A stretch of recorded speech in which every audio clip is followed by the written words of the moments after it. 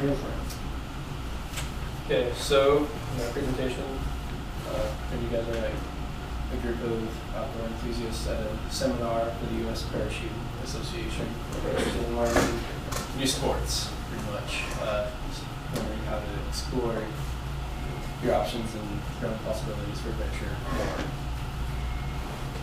So, to get things started, my name is Tyson Lopez. Today I'm going to be presenting about wingsuiting. So to get things started off, I'd like to go around and have everybody say, think about a sport that they want to try that they may never have got the chance to, or that they really want to someday. My name's Jess. I want to take up Quidditch at Hogwarts. I'm Noah. I'd love to start snowboarding, I guess. I'm Lauren, and maybe skydiving. I'm Gail, and Noah's got me thinking about the one. I'm Dawes, and telemark's doing something I've never done, but I actually just got a pair. TJ, ice climbing. Danica, and I'd say rock climbing. Joey, and that Quidditch sounds like some fun. Jesse, and I'm Danica. I'm gonna try it out. Steve, I don't know what it's called, but where they rappel down the facing waterfalls. So, can you hear me? Just wondering, people who said like rock climbing and ice climbing, is there a certain spot where like you think it'd be just awesome to go, like Yosemite or Banff or something like along those lines, probably? I think of that sort of wild walls. So, about, I don't know, 4 years ago now, I was just watching clips on my YouTube, got really bored, just looking at people doing a bunch of like crazy flips off cliffs and stuff, or jumping in water, or diving and whatnot. And I came across some crazy guys doing something I had never seen before. It's a sport called wingsuiting.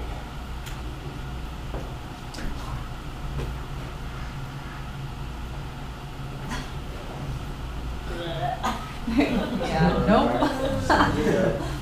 I don't think that's for me. So, after I showed a lot of my friends these clips, they were like, "What the hell is wrong with you? Come on, highest thing you've ever jumped off is a 20-foot cliff into the reservoir." And I don't know why, but I've always just like been fascinated with flight.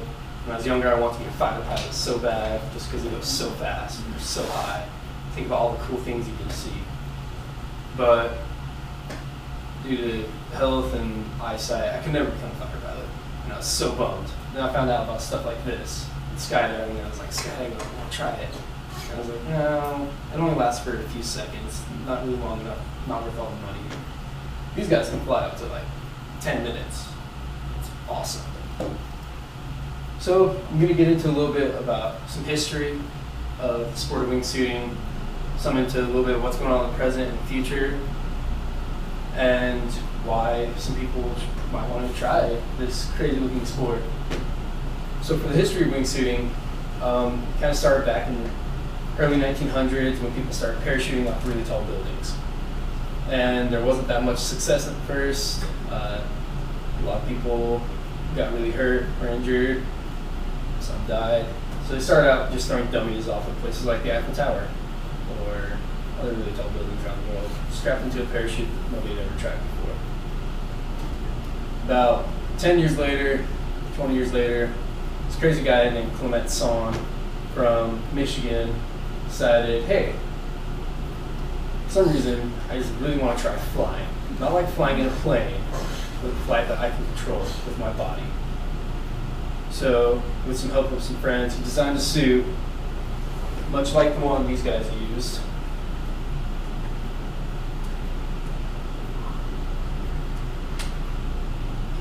That has wings. The way he designed it had some hard materials instead of just all these soft materials that kind of gave it a rigid feel, and he died in all reality. Just after a couple of years of doing shows, he'd just jump out of planes really high and people would go watch. Nobody would actually think about participating in the sport.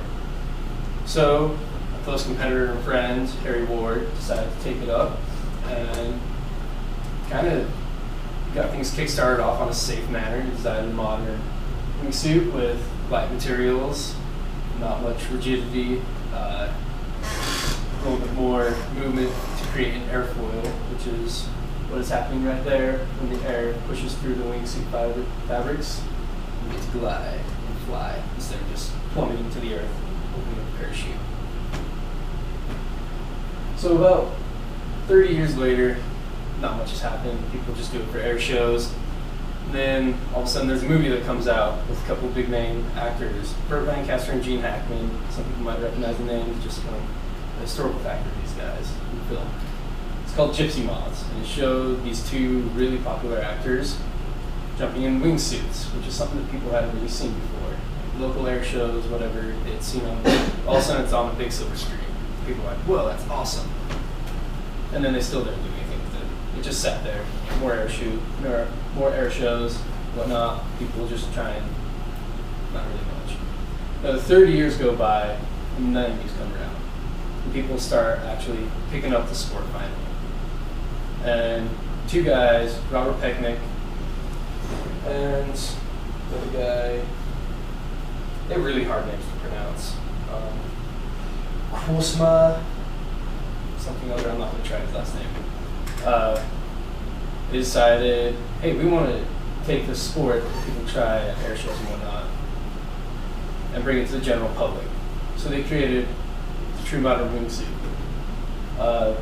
Pretty much the exact same design these guys are using. They created a company called Birdman, because people were called Birdman or Batman or Squirrel Man after the flying squirrels. And they just started making wingsuits on a commercial basis, not just, okay, I'm going to go in my backyard and sew together some fibers and hope I don't die. These guys made it safe, they made it popular, they made it fun, they made it interesting and exciting. About 20 or so years later, it's now one of the biggest upcoming sports in the extreme sports world. There's competitions for it. There's all sorts of places you can go to try it and start it out now. It's really developed from just a personal hobby into sport with a couple different types of wingsuiting. There's the wingsuit where you just jump out of the plane like you would skydiving, and all of a sudden you unfold your wings and you get to fly. In true flight, not just kind of gliding down to the ground. You can control where you go. You can kind of go up, you can go down instead of just falling and skydiving, going spread eagle. And there's also what these guys doing called wee base, which is wingsuit base jumping. And what you do is bring a place where you base jump, put on one of the suits, and you jump. And you get to fly through canyons and whatnot. And that's the part that really got me interested in it. You get to fly like you saw those guys along those ridge lines and whatnot. And you can do that. The guy's name is Alexander Poley. He is one of my favorite wingsuiters. That's the closest anybody's ever got to the ground while striking a rigid object. He hit it with his bare arm, going about 100 miles an hour or so. Might have been more around 90. But there's competitions for this sort of stuff now where people get as close to the ground as they can. Like for me, that table away going 100 miles an hour over cliffs. And a lot of people will shake their heads and be like, no, you're gonna die. For the reason, just think about that. It's like adrenaline going like, yeah, it seems awesome. There's also guys like this guy right here, Yves Rossi, who come up with another way to wingsuit. They put a hard wing pack on their back, and they put rockets on it, and these guys fly under power. So it's not just like kind of gliding to hit the ground, parachute. He flies. This guy flew over the English Channel.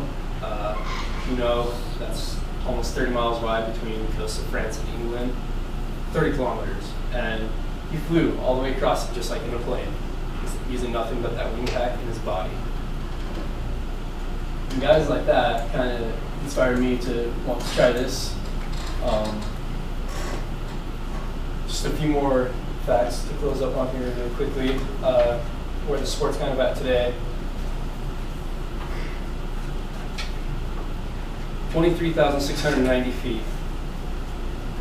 The highest jump ever made from a base jump. This guy in a wingsuit off of the North Pole of Mount Everest. Longest flight, 4.7 miles under no power at all. That's just jumping off something and flying for almost 5 miles. That's like from my house to campus, I can fly in a few minutes instead of driving. Fastest anybody's ever reached, 226 miles an hour. That's way faster than any of us have ever gone in a car, and probably ever will.